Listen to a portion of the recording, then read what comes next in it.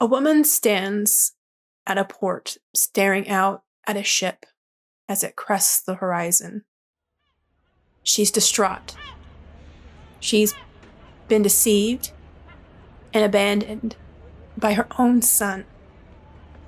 She's in an unfamiliar port city with no way home. But that's not even why she weeps. She weeps because her son strays away from God. She is brokenhearted, and she falls onto the ground sobbing as though her son has died. It's a sad story. Most moms worry about their kids. What? I know, shocking, right? But it is true. Today, though, I'm talking about moms who, well, have a reason to worry. These are moms that have troubled children. These are moms who did the best they could, but their kids, young or old, live sinful and self-destructive lives.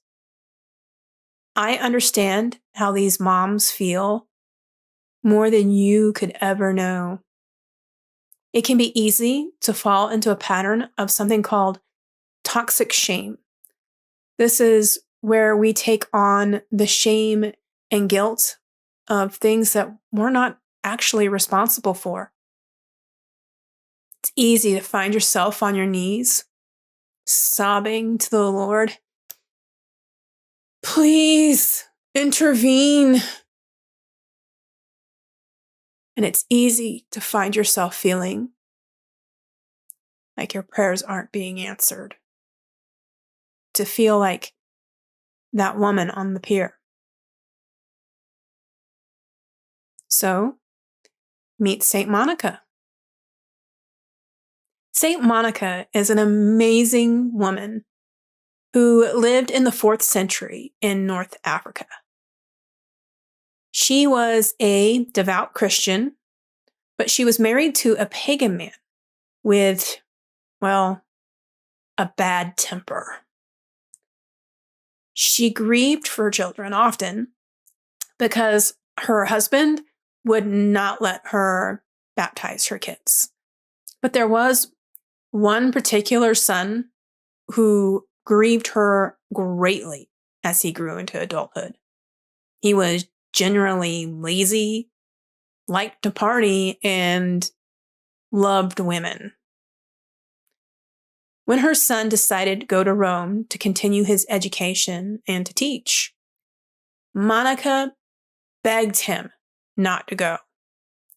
She knew the culture in Rome would be worse than where they were in Carthage. And they went to this port city, and she was able to finally convince him, or at least he finally agreed, to stay in Africa. And then convinced her to go into a nearby chapel to pray. And then left on a boat, heading for Italy. Leaving Monica stranded in a port city, alone, and with no way home. In the 4th century, it's not like she could just call up an Uber. This, of course, is where we come to the woman weeping at the port as though her child had died. Determined as she was, she got on a ship to follow her son. I'm going to go on a side note here. On the way to Italy, the ship hit a storm. Determined as she was, she got on a ship to follow her son. Now I'm going to go on a side note here, and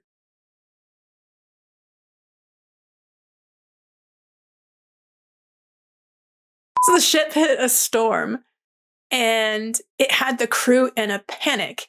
Now, this was a sea-hardened crew, and that's not distracting at all.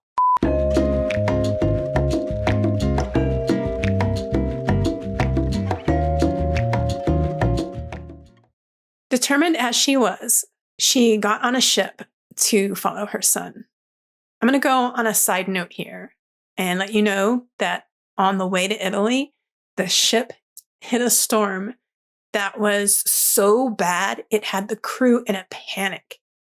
Now, this was sea-hardened crewmen, and St. Monica helped to keep them calm because, moms. Anyway, she arrived in Rome and then found out that her son had already moved on to Milan. So off she went to Milan. And there she met a bishop named Ambrose. Yes, that Ambrose. She introduced Ambrose to her son and then sat back and watched the Lord work through this future saint. After 17 years of prayer and tears, St. Ambrose convinced her son, Augustine, to be baptized. Yes, that Augustine. Oh, the power of a mother's prayer is strong. If you are a mom who struggles because her kids are wayward, please know that your prayers are heard. And you know what? While you're praying, ask St. Monica to pray for you because she is with us too and more effective in prayer than she was back then. Just give that some more effective now than she was back then.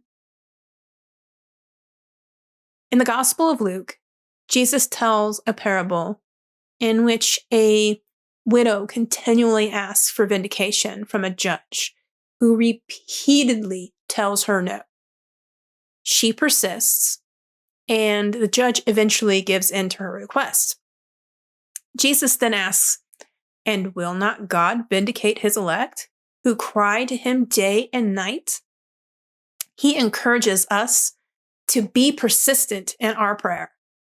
St. Monica knew this, and she shows us exactly how to do that.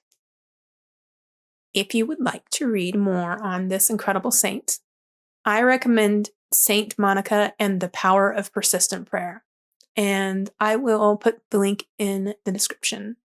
I also recommend hitting that like button, sharing this video, and subscribing to this channel. St. Monica leaves us amazing footsteps to follow. She is an example of what persistent prayer can achieve, and she helps us to remember, especially in those hard times, not to give up on prayer. St. Monica, pray for us.